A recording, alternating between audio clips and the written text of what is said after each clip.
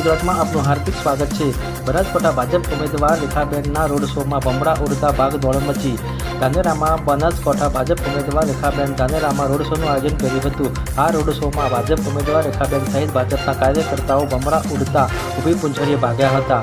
આ દ્રશ્ય જોઈ ધાનેરા નગરજનોમાં એવી ચર્ચાઓ ચાલી કે પહેલા આંકડો અને હવે ભમરા। કુદરત પણ હવે ભાજપથી હેરાન થઈ હોય તેવી ચર્ચાઓ ધાનેરામાં લોકમુખે સાંભળવા મળી રહી છે। રિપોર્ટ અશોક ઠાકોર ધાનેરાથી।